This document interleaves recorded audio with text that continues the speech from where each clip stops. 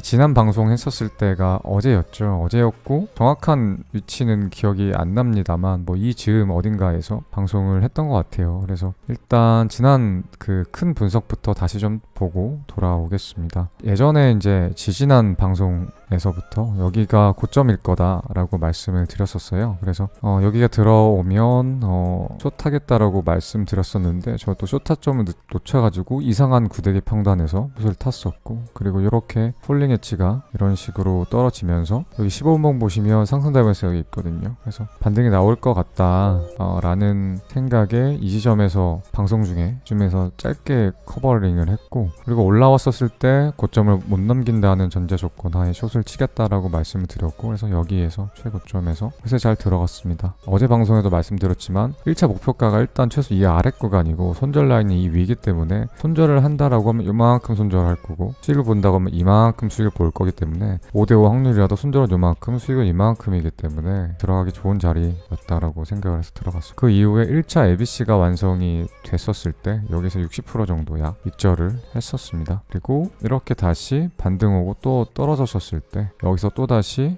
왜냐면 익절을 한 번 더 했는데 남은 시드의 3분의 1을 더 익절했는데, 왜냐면 15분봉 보시면 이 구간에 상승 다이버스가 있고, 그 다음에 30분봉이나 시간봉을 보시면 시간봉도 있나? 시간봉 있네. 한번 보시면 잠깐만, 시간봉이 없나? 30분봉을 봐야 분봉을 어제 일인데 왜 기억이 안 나지? 감을 안 잡아가지고 그리고 30분봉을 보면 여기에 이렇게 다이버스가 또 있다는 걸 확인할 수 있어요. 그래서 단기간 반등 나올 자리라고 판단이 됐기 때문에 그래서 이 지점에서 또 익절을 했습니다. 그래서 결과적으로는 숏하고 익절하고 익절을 또 날렸습니다. 그래서 이 반등이 나올 지점들마다 반등이 숏탔던 거 반등이 나올 지점들마다 익절을 했고, 그 다음에 어제 방송할 때가 이 즈음이었어요. 어제 방송할 때 이 즈음이었는데 아무래도 지금 내가 보기에는 이게 폴링 엣지로 나오는 것 같다. 그래서 올라갔다가 떨어졌었을 때 떨어질 것 같은데, 어제 방송했을 때 여기였거든요. 그래서 올라갔다가 떨어질 것 같은데 만약에 올라갔었을 때 상방 이탈 안 하면 폴링 엣지가 유지된다라고 당연히 생각을 해야 될 것 같고, 그리고 떨어졌었을 때 여기가 이제 매물대 하단이기도 하고, 그 다음에 이 트렌드 라인 지지 받는 데기도 하고, 그 다음에 여기서 만약에 반등이 오면 상승 다이버스가 제가 걸릴 거라고 미리 말씀드렸죠. 어제 방송했을 때가 이쯤이었는데 떨어지게 되면 RSI는 못 떨어져서 여기서 지지 받으면 반등 나오면 상승 다이버스 나올 자리라고 미리 말씀을 드렸는데, 역시나 예측했던 대로 여기서 반등이 나와주면서 다행히 반등이 나와주면서 상승 다이버스가 나왔어요.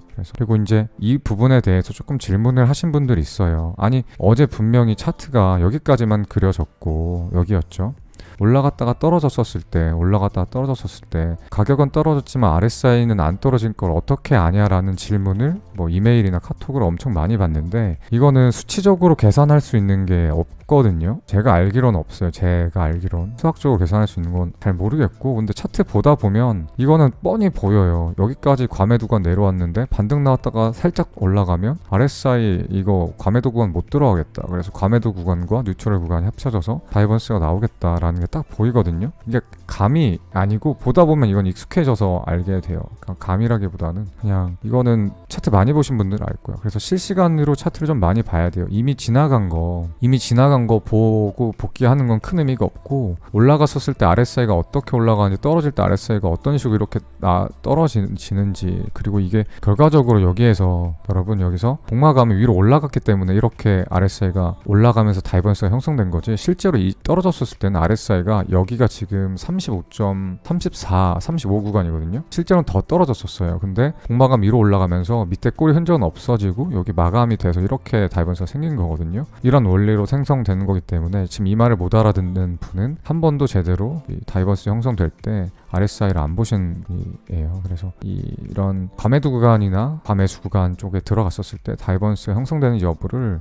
자꾸 보시는 시간을 드리면 그러면 어떤 느낌인지 알 겁니다. 어쨌든 그랬었고, 그래서 결과적으로 어제 여기서 어떻게 떨어지게 되면 폴링 엣지 완성되면서 이 구간이 반등 나올 수 있는 자리, 그래서 저라면 여기서 스위칭을 걸겠다라고 말씀을 드렸잖아요. 그래서 숏하고 1차 익절, 2차 익절, 그 다음에 마지막 익절하고 스위칭을 걸었습니다. 레버리지는 레버리지 몇 배 썼죠? 하여튼 모르겠고, 아무튼 이 구간에서 스위칭을 걸었습니다. 여기에서 숏 탔던 거 익절했고 그 롱 포지션에 들어갔어요. 주문 내역 아무튼 뭐 그렇게 매매를 했습니다. 자, 좋다고 익절하고 2차 익절하고 그다음에 여기서 롱 스위칭 했고 여기까지가 이제 지난 그 차트 분석했던 거고 그거 대비 실제로 흘러왔던 거였고 그다음에 제가 지금 스윙 위주로 그냥 조금씩 하고 있는데 이제 다음 주부터는 대회를 뛰죠. 대회 뛸 때 타점을 말씀드릴게요. 그래서 이제 지금 여기 자리가 중요한 자리가 됐어요. 여기가 30분 봉이나 특히 이제 시간봉 정도는 그래도 꽤 보통 추세 전환이 꽤 잘 되는 편이거든요. 그래서 아마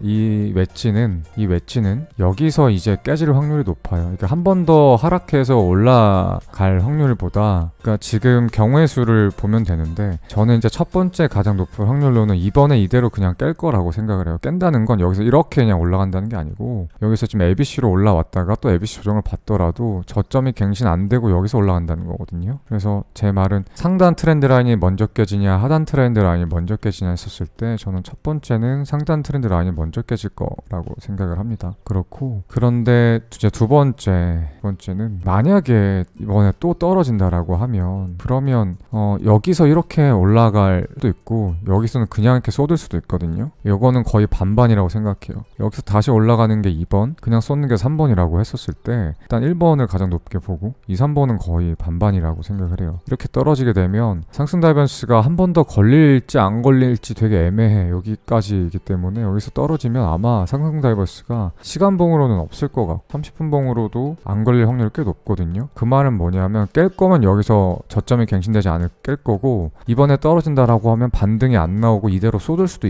있는 가능성을 열어두고 봐야 된다는 거예요. 이 트렌드 라인이라는 건 언제든 계속 영원히 지속되는 게 아니거든요. 언젠간 반드시 깨져요. 그렇기 때문에 이번에 만약에 고점을 못 뚫고 떨어져서 여기를 오면 이번에는 지지를 못 받을 확률도 예상을 하고 있어야 된다. 왜냐면 여기 철떡같이 믿다가 야 고배 롱쳐 했다가 롱쳐인데 트렌드를 깨지면서 푹 쏟으면 한 번에 큰 손해 나거든요. 이렇게 안심하고 있다가 꼭 이렇게 안심할 때 예상 밖으로 흘러가서 큰 손해가 납니다. 평소에 대비하고 역지정 시장가 걸고 차트를 계속 모니터링 할 때는 큰 손해가 안 나는데 마음 푸근하게 이렇게 여기 욕심 내볼 자리야 고배 한번 들어가자 꼭 이런 자리에서 탈이 납니다. 아무튼 그래서 이번에는 고점이 전 일단 갱신될 가능성을 먼저 보고 근데 일단 중요한 건 만약에 이제 또 이렇게 생각을 했었을 때 고점이 갱신됐을 때의 문제인 거죠. 일단 저는 이거를 하락을 위한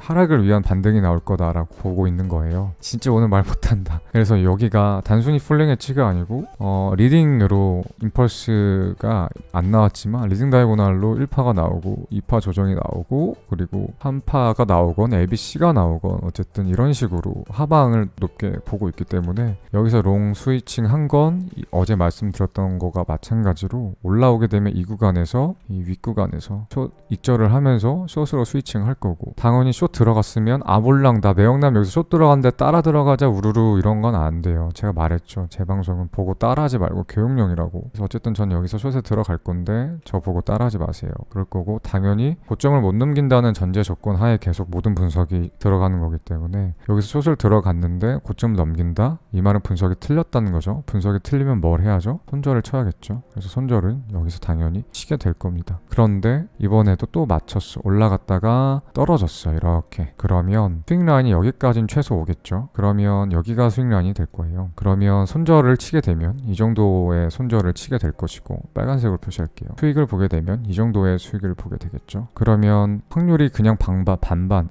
몰라 이건 그냥 도박이야 라고 할지언정 50대 50이라고 확률이면 도박이죠. 도박이로 할지언정 이 도박에 성공하면 큰 수익을 보고 도박에 실패하면 조그만한 손해를 본다라고 하면 그런 도박은 도박이 아니고 기대값이 높은 수학적으로 계산했을 때 기대값이 높기 때문에 도박이라고 할 수 없죠. 왜냐면 무한 반복하면 수학적으로 과학적으로 자산이 증식되기 때문에 더 이상 도박이 아닌 거죠. 그래서 이렇게 늘 손해가 짧고 수익은 긴 자리 이런 자리들을 선호하고 저는 그게 트레이딩입니다. 그래서 그런 식으로 매매를 할 계획입니다. 일단 이건 이제 제가 예상하는 첫 번째 시나리오에 대해서 그 시나리오대로 흘러갔었을 때 어떻게 매매를 할지 말씀을 드리는 거고 제 분석이 틀렸을 수도 있죠.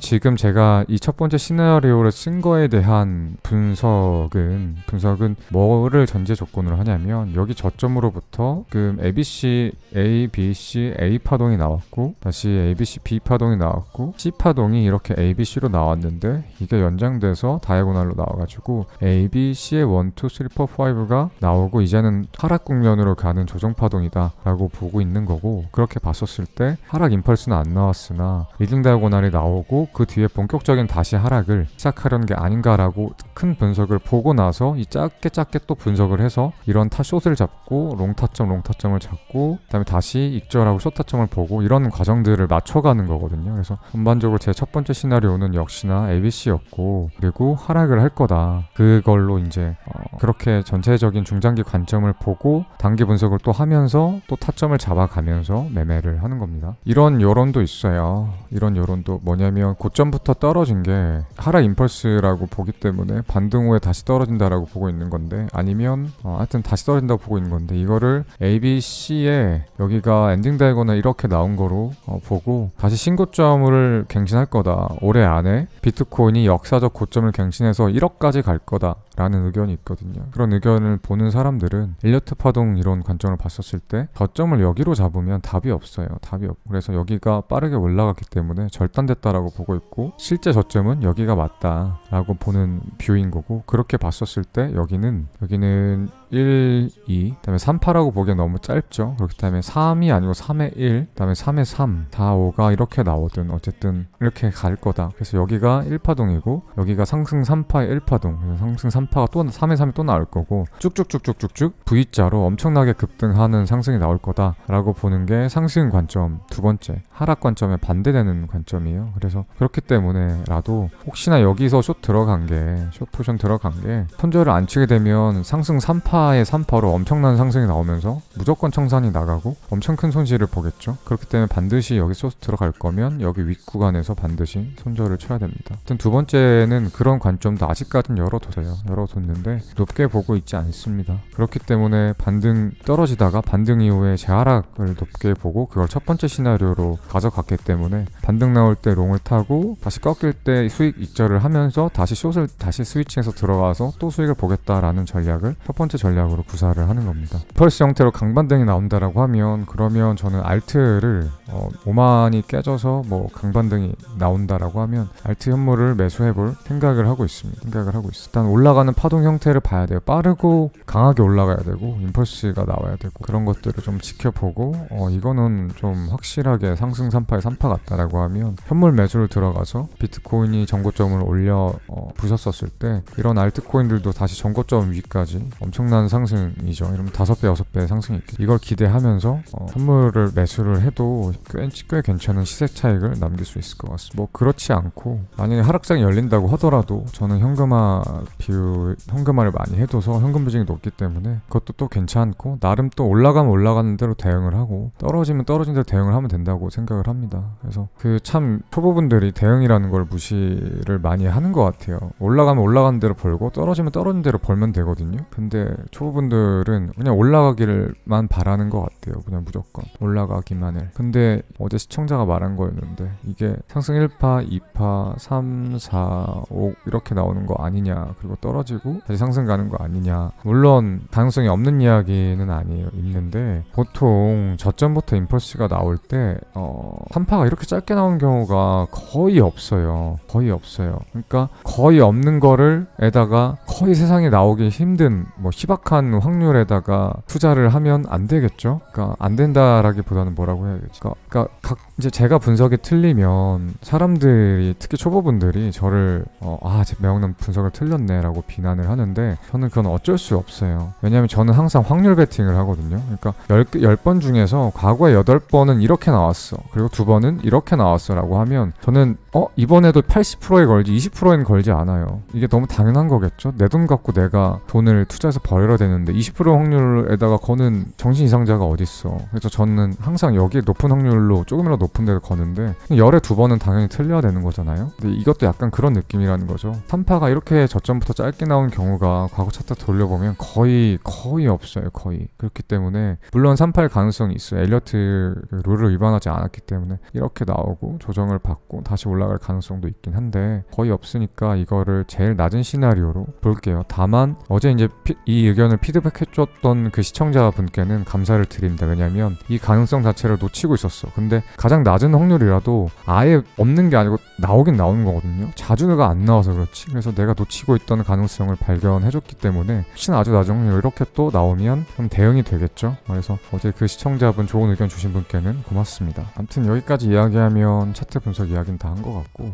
어쨌든 제가 만약에 대회 기간이었으면 하려고 했던 차점이 두 군데가 있어요. 둘 다 숏인데 여기랑 여기예요. 여기랑 결과적으로 보면 여기거든요. 왜 그런지는 15분봉으로 보이면 안 보이고 5분봉으로 봐야 돼요. 왜냐면 일단 여기가 일단 어제 예상했었죠. 여기 일단 첫 타점은 왜 여기냐면 폴링 웨치가 나올 거라고 이미 예측을 하고 있었잖아요. 폴링 웨치가 나올 거라 예상을 하고 있었는데 여기가 여기가 누가 봐도 임펄스가 실패하고 A파동이 나왔거든요. B파동이 나오고 C파동이 나왔죠. C파동이 나오는데 트렌드라인 상단 저항도 받고 있어요. 그러면 ABC가 완성되면서 단기 트렌드라인 상단 저항을 받는 자리인데 타점을 정확히 어떻게 잡냐면 5분봉 보시면 상승 다이버스가 하락 다이버스 이렇게 걸리거든요. 그러면 여기서 쏟았을 때, 그러니까 쏟았었을 때 시장가로 전 진입을 해요. 그럼 타점이 여기는 못 잡을 거지만 여기는 잡힐 거거든요. 별 차이 안 나요. 여기는 잡힐 거예요. 타점이 시장가 여기 진입하면 여기 꺾이는 거 보고 RSI, 그러면 쇼 타점이 여기가 되는 거예요. 어떻게? ABC가 완성이 되면서 하락 다이버스 있으면서 위에 트렌드 라인 저항 받으면서 그런 게 되는 거고, 두 번째도 마찬가지거든요. 이 자리도 역시나 상단 트렌드 라인 저항 받고 하방이 나왔어요. 하방이 나왔는데 반등이 ABC로 나오면서 5분봉 하락 다이버스가 또 걸렸어.